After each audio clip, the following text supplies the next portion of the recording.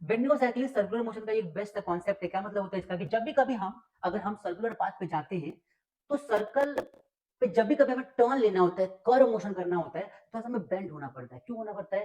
क्योंकि centripetal force क्या करता है, हमारे बॉडी को सर्कुलर में रखने की कोशिश करता है और सर्कुलर पाथ में रहने के लिए हमें अपने आप को मेंटेन करने के लिए अपने मोशन को हमें थोड़ा-सा लीन होना पड़ता है। अगर हम लीन नहीं होंगे, तो क्या होगा, तो बेंडिंग ऑफ साइकिल्स नहीं हो पाएगा, हम स्किड करके बाहर निकल जाएँगे।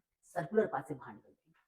क्या मतलब होता है? अ साइक्लिस्ट लीन्स, एक साइक्लिस्ट जो है थोड़ा-सा लीन होता है inward while going around a curve path, किसी कर्व पाथ पे जाते समय as horizontal component provide necessary centripetal force is called bending of cyclist. तो साइक्लिस्ट जो बेंड होता है ना, वो किसी सर्कुलर कर्व पाथ पे जब जाता है, तो सेंट्रीपिटल फोर्स प्रोवाइड करने के लिए अपने आप को बेंड होना पड़ता है। अदरवाइज़ वो सर्कुलर पाथ से स्किड करके बाहर निकल जाएगा।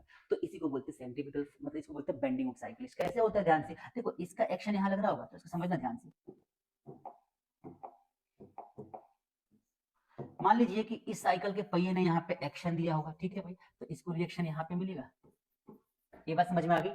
सर्कल के रेड करूँ क्या? मान लो यहाँ से इसने क्या दिया, यहाँ से इसने एक्शन दिया, तो रिएक्शन कहाँ से मिला इसको? यहाँ पे मिला। यहाँ पे क्या मिला इसको? रिएक्शन। ये बात समझ में आ गई? भाई इसने एक्शन दिया, नीचे रिएक्शन मिला यहाँ पे। अब रिएक्शन के साथ बनेगा दो कंपोनेंट, एक तो ऐसे और एक बनेगा ऐसे। ठीक है भाई? तो ये जो कंपोनेंट है, ये कंपोनेंट और ये कंपोनेंट में डिसाइड करता है कि किधर को बनेगा एंगल। तो ये बनता है एंगल। ये क्या बनता है? एंगल। तो ये बन जाएगा r cos थीटा और ये क्या बन जाएगा? r sin theta. क्या बन जाएगा? r sin theta. आई बात समझ में? ये बन जाएगा r cos थीटा, ये बन जाएगा r sin थीटा। ये जो r sin थीटा होता है ना, इसको बैलेंस करता है mv स्क्वायर अपॉन में r, इसको बोलते हैं सेंट्रीपिटल फोर्स। क्या बोलते हैं इसको? Centripetal force. आई बात समझ में? इसको बैलेंस कर लो। r, अच्छा ये जो बॉडी है इसका वेट भी तो लगेगा, तो इसका वेट यहाँ पे क्या हो जाएगा? mg हो जाएगा।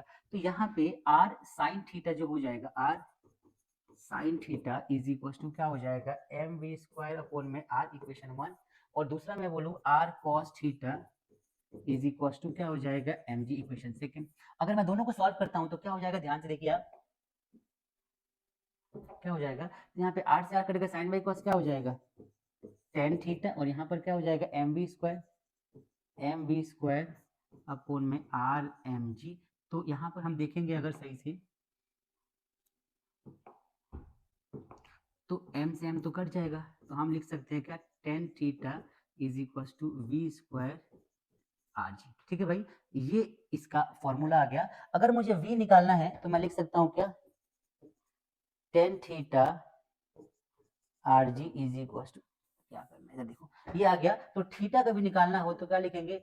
tan inverse v square R जी।